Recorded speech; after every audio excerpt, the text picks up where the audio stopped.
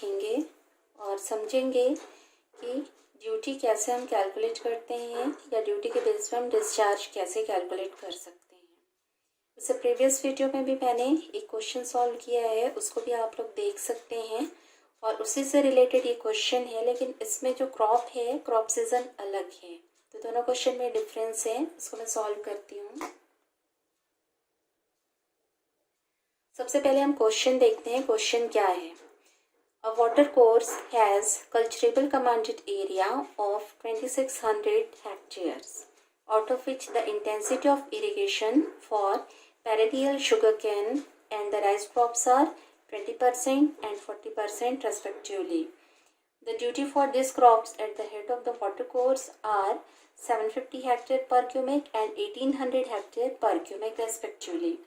Find the discharge required at the head of the water course if the peak demand is 120% of the average requirement। ठीक है, तो अब हमको इसमें क्या करना है। इस क्वेश्चन में देखिए क्या दिया हुआ, एक वाटर कोर्स है। वाटर कोर्स क्या है, ये टाइप ऑफ कैनाल है। जैसे जो कैनाल का क्लासिफिकेशन होता है, कैनाल का क्लासिफिकेशन कैसे होता है, मेन कैनाल की फिर ब्रांच होती है, इसको हम ब्रांच कैनाल बोलते हैं। For example this is main canal के बाद जो कैनाल जा रही है ये हमारी हो जाएगी इसकी ब्रांच कैनाल की फिर अगर ब्रांचिंग होती है तो उसको बोलते हैं हम डिस्ट्रीब्यूटरी की फिर ब्रांचिंग होती है तो उसे कहा जाता है माइनर, और माइनर की फिर से ब्रांचिंग होती है तो उसे कहा जाता है वाटर कोर्स। तो एक तरीके से जो लास्ट कैनाल होता है उसको कहा जाता है वाटर कोर्स। अब ये जो वाटर कोर्स है इसके जस्ट बाद क्या आ जाएगा, हमारा फील्ड आ जाएगा। ये हमारा फील्ड है जहाँ पे हमको कल्टीवेशन करना है। तो एक वाटर कोर्स है, उसमें कल्चरेबल कमांडेड एरिया कितना है, 2600 हेक्टेयर। दैट मीन्स हमको यहाँ पे जो गिवन है वो CCA ही गिवन है।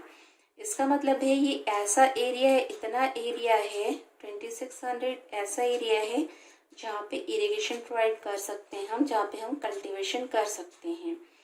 तो CCA is given, CCA is given in this question as 2600 hectares। ठीक है, तो वाटर कोर्स है, इस वाटर कोर्स से जो वाटर आ रही है कितने एरिया को इरिगेट कर सकता है, 2600 हेक्टेयर एरिया को इरिगेट कर सकता है। Again intensity of irrigation for the perennial sugar cane crop is given as 20%।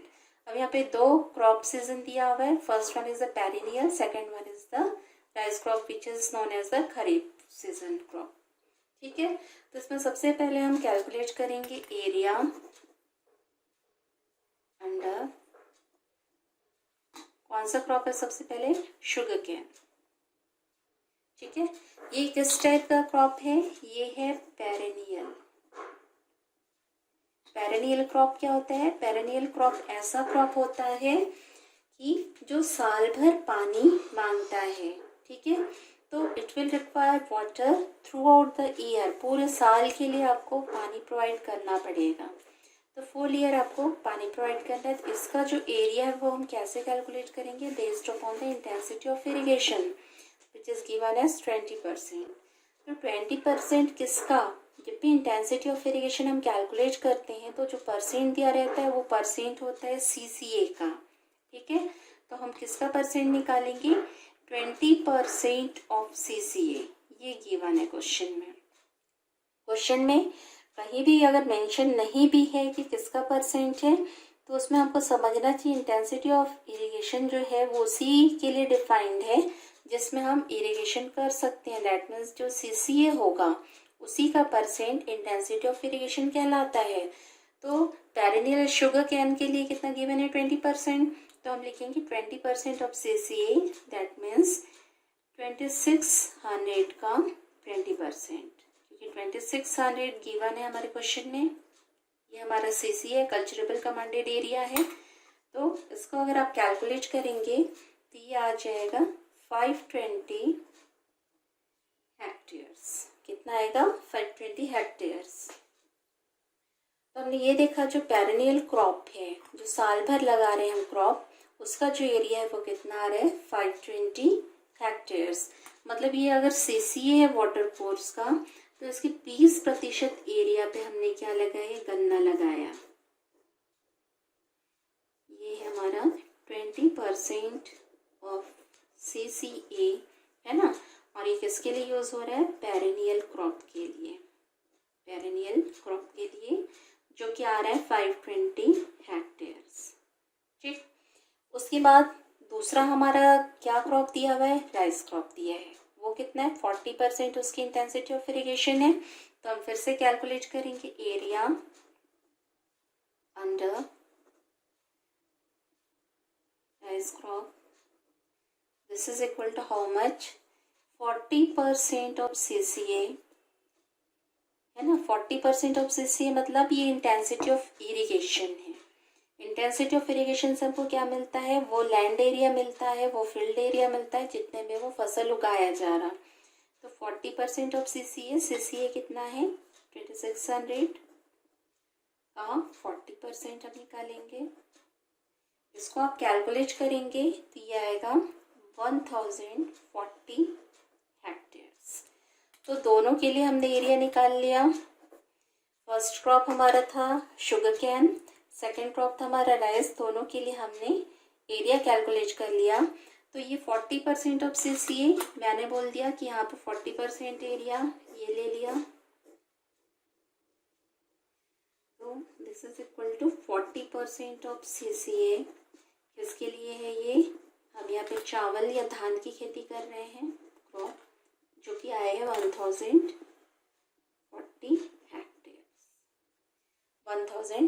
Hectares. तो इस सीसीए का हमने 20% भी कैलकुलेट कर लिया और उसका 40% भी कैलकुलेट कर लिया। दोनों फसल अलग अलग उग रहे हैं। इसके बाद हमको क्या करना पड़ेगा, हमको वाटर रिक्वायर्ड निकालना है दोनों के लिए। क्यों, क्योंकि दोनों की ड्यूटी गिवन है 750 हेक्टेयर पर क्यूमिक और 1800 हेक्टेयर पर क्यूमिक, दोनों की ड्यूटी गिवन है। और हमको फाइंड क्या करना है, डिस्चार्ज रिक्वायर्ड करना है। Head of the water course मतलब वाटर कोर्स जहाँ पे स्टार्ट हो रहा है उस पॉइंट पे, पॉइंट ए पे हमको डिस्चार्ज फाइंड करना है कि कितना डिस्चार्ज यहाँ पे लगेगा, इस फील्ड में भेजने के लिए कितना पानी आवश्यक होगा, वो हमको कैलकुलेट करना है।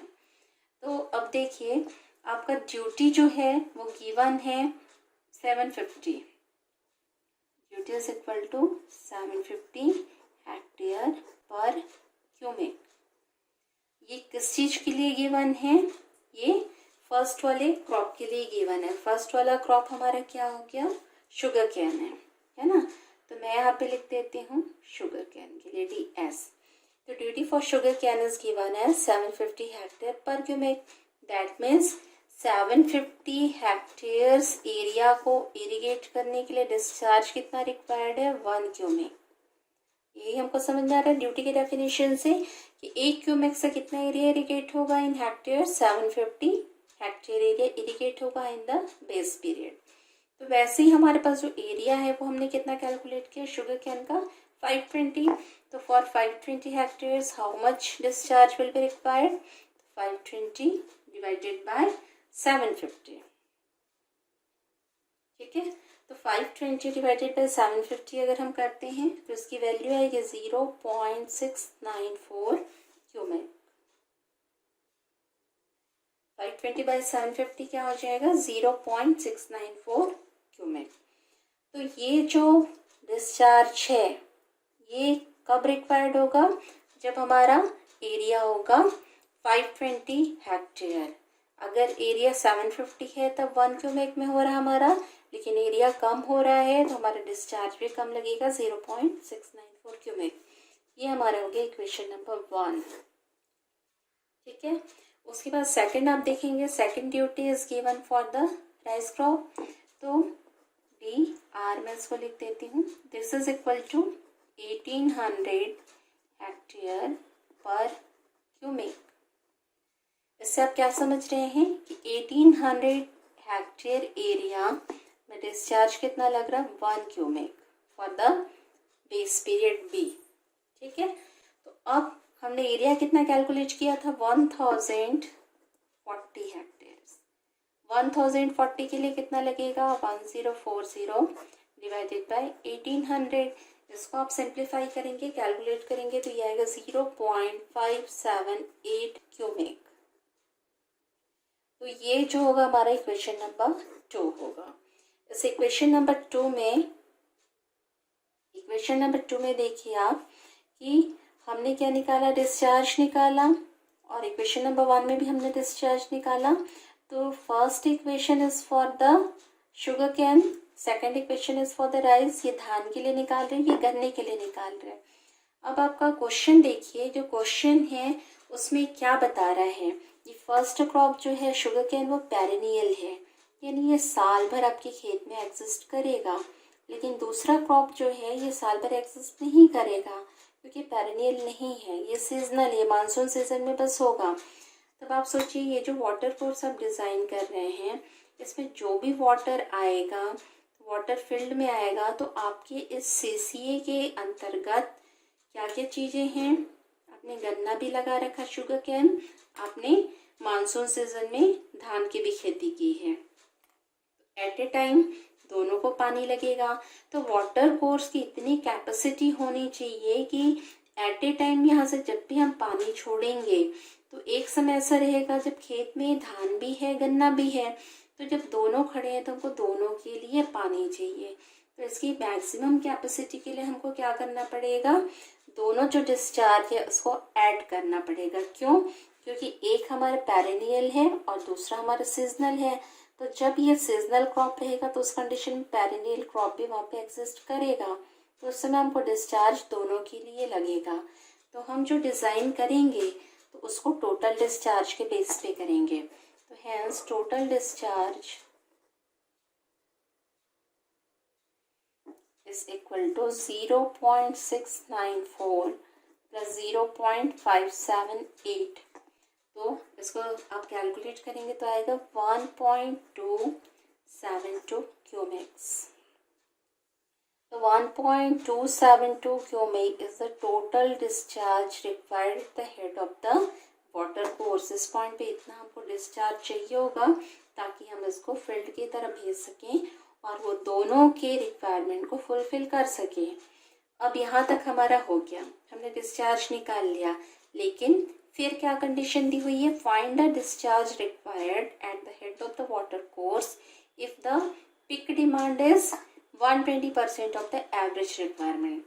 तो आप ये देखिए कि जो भी आपने कैलकुलेशन किया है ये किसके बेस पे किया है, एवरेज वैल्यू के बेस पे किया है। तो ये जो वैल्यू आ रही एवरेज वैल्यू के बेस पे आ रही, लेकिन हमको किसके बेस पे करना है, पिक डिमांड के बेस पे करना है। तो पिक डिमांड के बेस पे हम करेंगे तो ये 120% है इसका एवरेज का, मतलब हमको इसमें 120% का मल्टीप्लाई करना होगा। तो हम क्या लिखेंगे, the design discharge